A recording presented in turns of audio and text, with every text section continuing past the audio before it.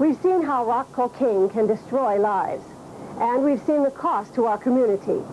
But how should our police department fight back? That question has caused a split in the ranks of the department. Anybody home? There are two schools of thought within the Seattle Police Department. One view, use uniformed patrol officers to confront dealers in their rock houses and confiscate stolen property. The dealers we talked with said this method cuts into their profits so deeply that it doesn't pay them to stay in business. This bold approach was started by Sergeant Chuck Pillon in the South Precinct.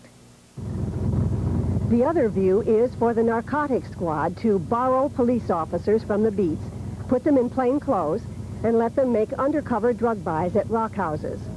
The Narcotics Division prefers this method because they say it makes a stronger case in court. Both approaches have merit. 700. By far the most effective means of closing down rock houses has been the Special Anti-Crime Team. But no more. Pillon's anti-crime team is off the streets, and Sergeant Pillon is upset. The notion was that we had done enough for the meantime and that now the thing would be subject to further study. And of course, it can be studied to death. My sense of it is that this town is on fire with drugs, and it's time for the people that live in it to figure out who's playing the fiddle, because these studies are a constant and obvious means of just delaying things until perhaps some alternative that's more suitable to the establishment is generated. We represent one of three, let me say, maverick or wildcat operations in this police department that threaten the stability of the management structure. In 3 of the precincts, of the 4 precincts in this police department, there have been wildcat efforts on the part of patrol officers to combat this scourge of drugs that's on these streets. And in all 3 cases, the cops have ended up very frustrated. In our case, we forced the issue to a point where we were formalized as a unit for some interim period. And we suggested it's foolhardy, it's pointless to destroy what we've done now, to study it some more. And they're struggling in their budget to get more money for more cops, and what we represent is a way to do those things with the existing resources, perhaps more effectively. Our job is to support them, not necessarily say... Pillon isn't the only one who's upset with the department's decision. Seattle City Councilman Norm Rice heads the city's Public Safety Committee. To drop back and not offer that support, I think sends the wrong signal at the wrong time.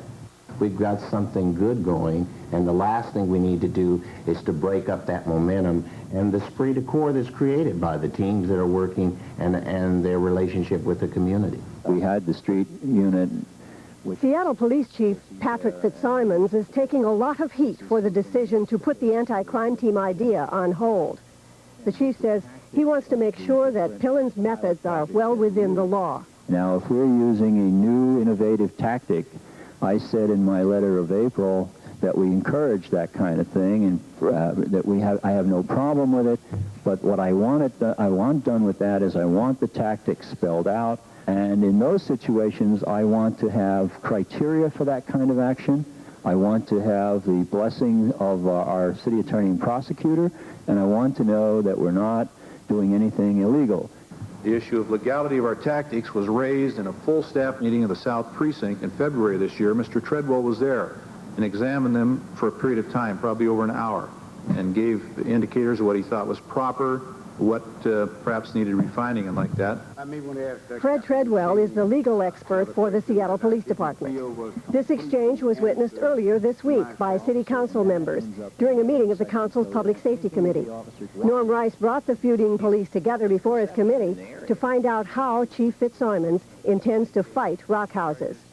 Seattle City Council President Sam Smith was also on hand to question the chief's motives.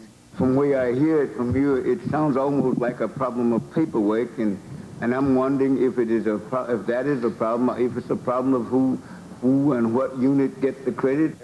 The man who was in charge of Pillon and his rock house busting team was also at the hearing. He says he wanted to keep the men together. Quite frankly, I think our strategies work. We closed a lot of rock houses.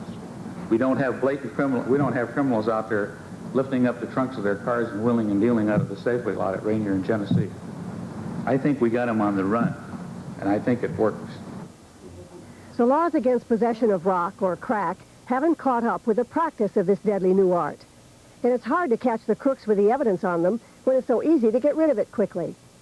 King County prosecutors regularly decline cases rather than challenge restrictions placed on police by the state Supreme Court. Those restrictions include narrow search and seizure rulings that make it tough for police and prosecutors to present evidence in court. About the only way for police to beat the dealers right now is to bust them for receiving stolen property. The question then becomes, should the rules be challenged? I'm interested in getting rid of the criminals, and we have to do it legally. There's some rather interesting cases on probable cause where 7 judges said that the officers were correct, and a majority of the Supreme Court of the state of Washington said that there was no probable cause. I think there are precedents in the state that have to be challenged. Anybody here? Another idea being tossed around City Hall, abatement. Abatement gives the city authority to close down a business or a house that has become a public nuisance. City Attorney Doug Jewett explains how it works.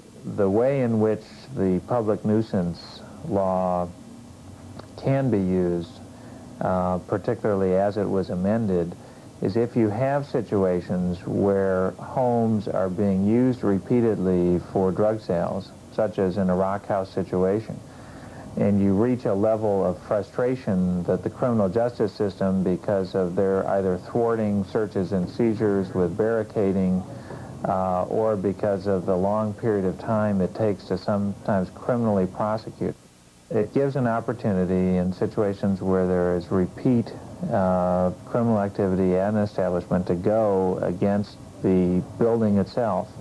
We've learned that within days, the city will be ready to close down a notorious rock house under the new, as yet untried, abatement program. It's not a question of choosing the best method. If Seattle is serious about ridding the city of the cocaine menace, then we need to join forces. The police department, City Hall, and community leaders must develop a coordinated attack. The drug dealers of this city are under little pressure to close down. And while the officials of the police department argue about who should fight the battle against the rock cocaine traffic, the war is being lost in the streets.